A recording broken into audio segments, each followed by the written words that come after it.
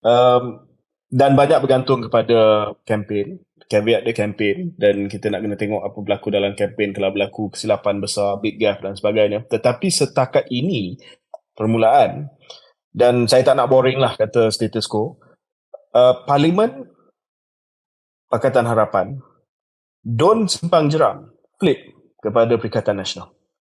Assalamualaikum warahmatullahi wabarakatuh dan selamat kembali bersama dengan saya Khairi Jamaluddin. Saya nak ucapkan terima kasih kepada semua. Please hit the subscribe button dan jangan lupa untuk subscribe dan give us a like.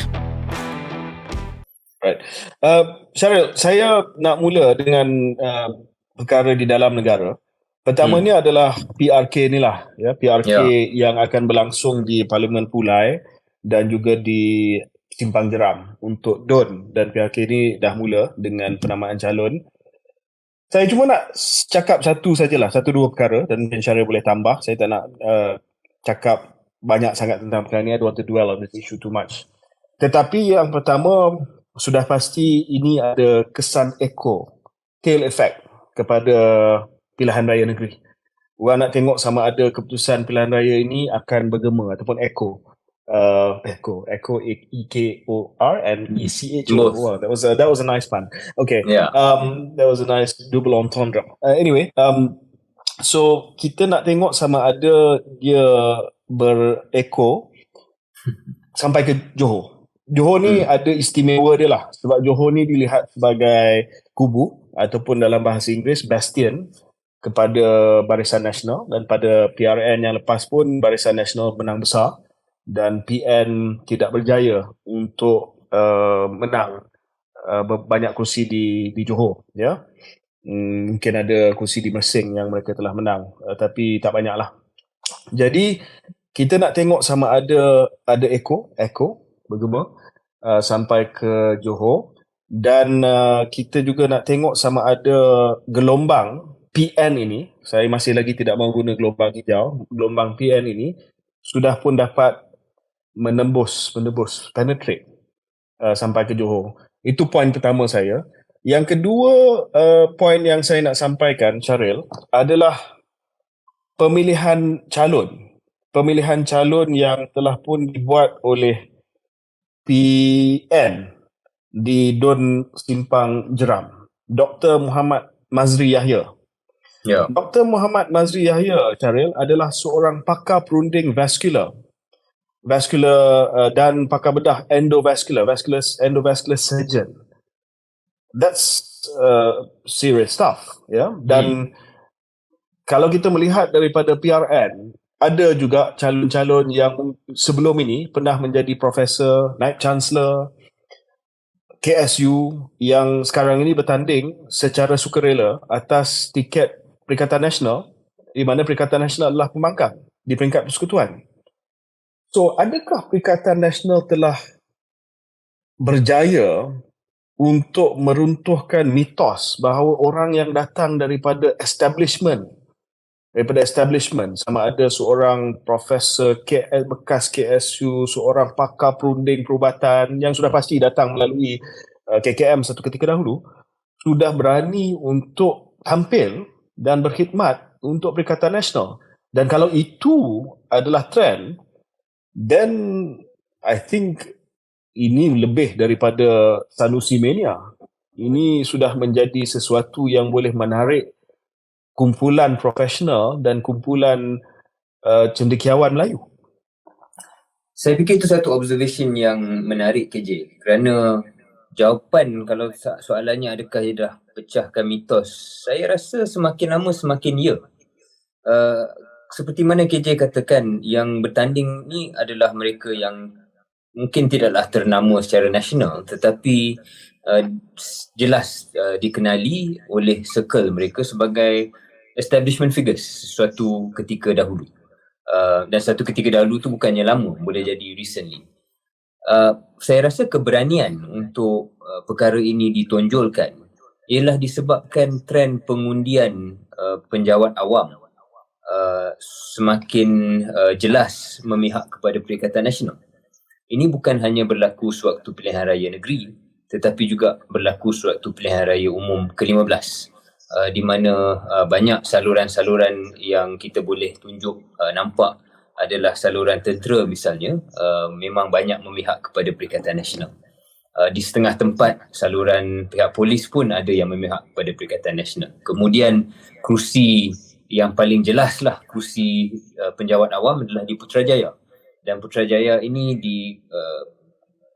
ramai pengundinya pelbagai grade, dan bukannya mereka yang elit saja tetapi penjawat awam secara keseluruhannya, dan Perikatan Nasional menang pada PRU 15. Jadi nampak sudah ada trend dan sudah ada kesediaan untuk secara terbuka penjawat awam menunjukkan bahawa mereka di pilihan raya menyokong pihak pembangkang Perikatan Nasional. Jadi mungkin disebabkan itu kejanggalan yang mungkin satu ketika dahulu akan nampak apabila pihak pembangkang membariskan establishment figures tidak lagi sejanggal seperti mana yang kita fikirkan. So in a word, saya fikir ini adalah contoh terbaru, terkini, orang penjawat awam, orang Melayu establishment coming out for Perikatan Nasional. Doesn't mean it's the whole country, doesn't mean dia menyeluruh, tetapi it's clearly a trend that they want to advertise.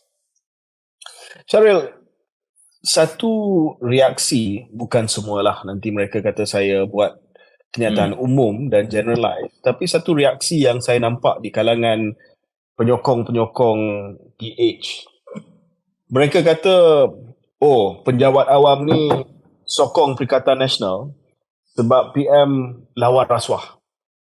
Oh yeah, I saw that. You saw that kan? Saya It's rasa quite offensive. Saya rasa ini pendirian yang menghina, yang backfire dengan jelas, macam Syaril kata, sangat-sangat ofensif.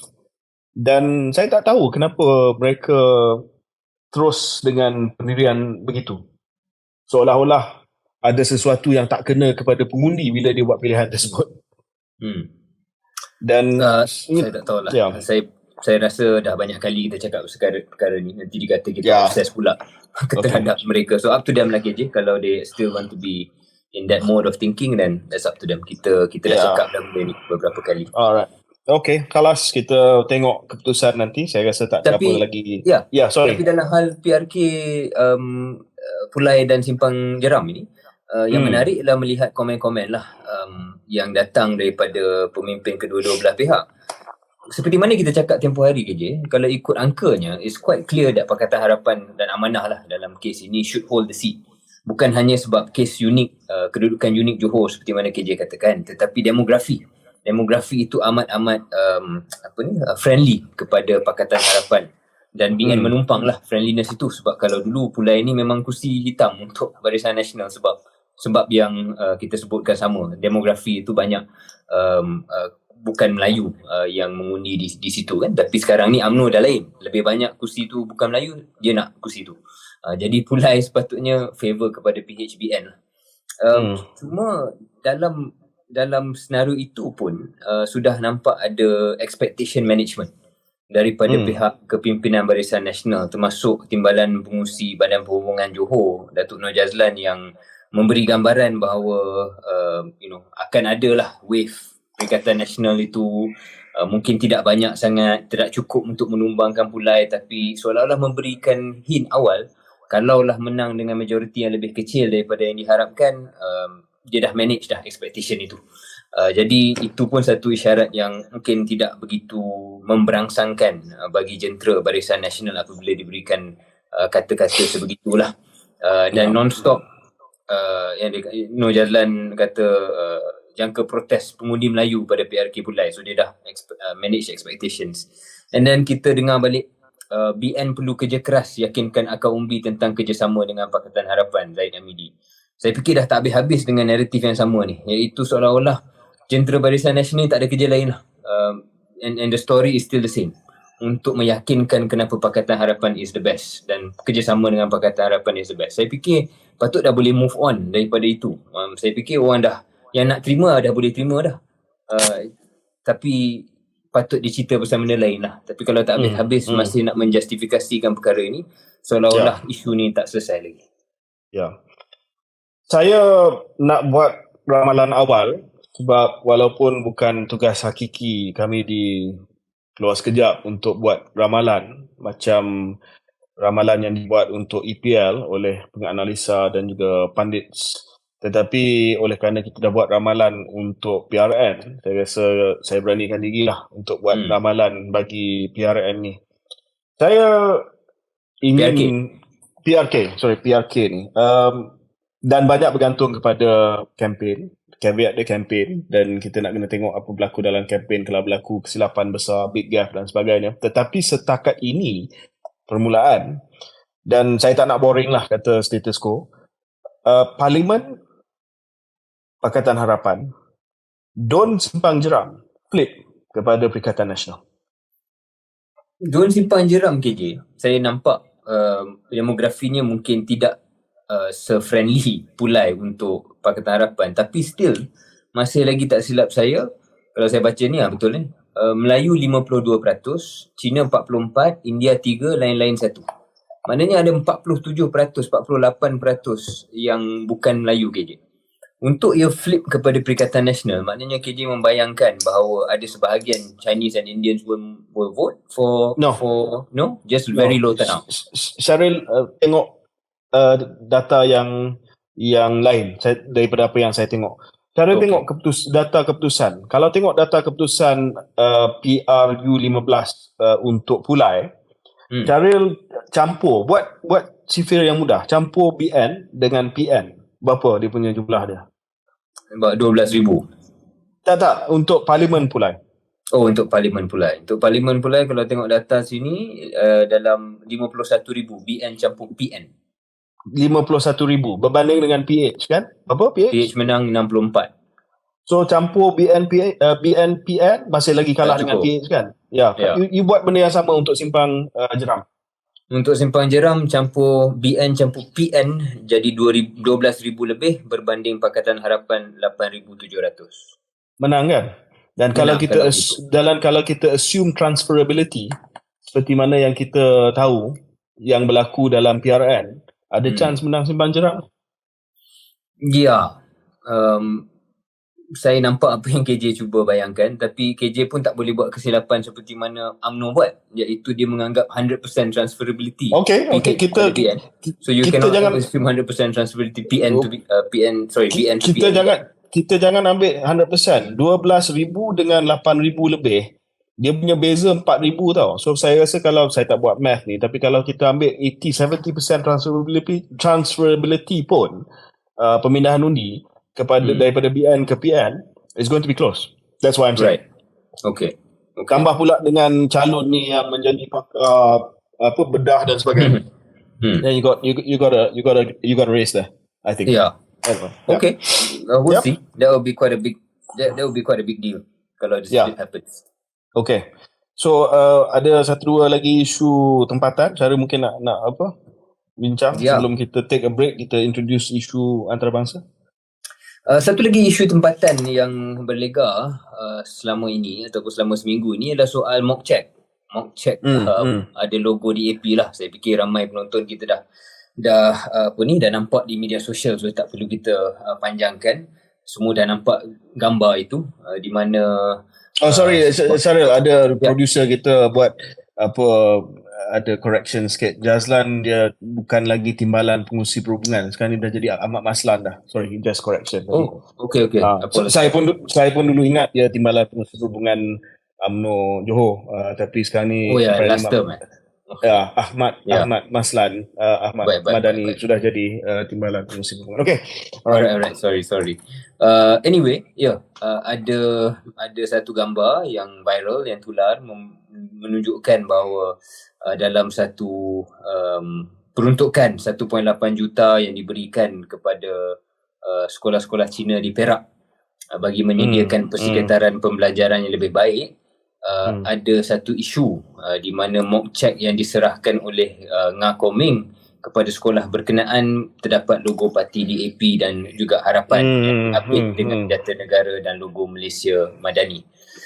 Jadi mula dibangkitkanlah oleh pelbagai pihak, oleh pihak di media sosial, oleh Ketua Pemuda UMNO Malaysia yang juga mempersoalkan kewujudan logo parti DAP ni dalam mock check.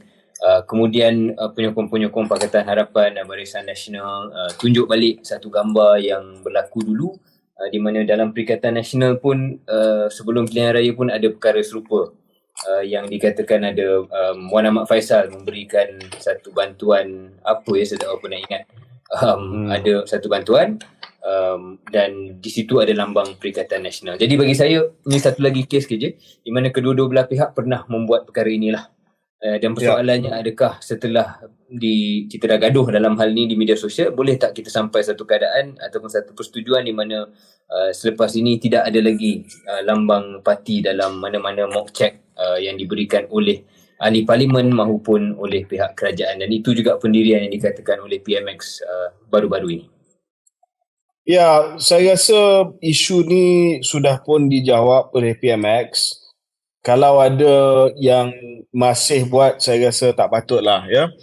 Saya masa saya jadi ahli parlimen, saya selalu mengamalkan supaya cek ini tidak ada lambang parti. Mungkin pernah, saya tak pastilah sama ada tak pernah berlaku.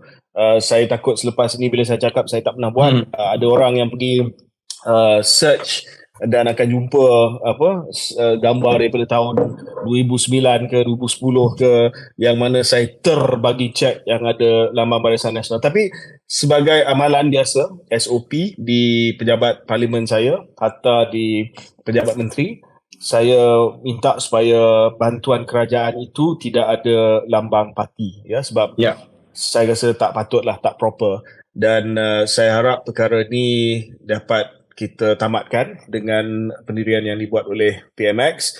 Cuma sekali lagi telah pun mendedahkan hipokrasi semua pihak lah. Semua pihak cakap dia buat. Saya rasa millennial merujuk perkara ni sebagai whataboutism or something like that lah. What about you? So benda ni salah lah ya. So saya rasa tutup pun simple. Tutup finish. Saya nak ucapkan terima kasih kepada semua. Please hit the subscribe button dan jangan lupa untuk subscribe dan give us a like.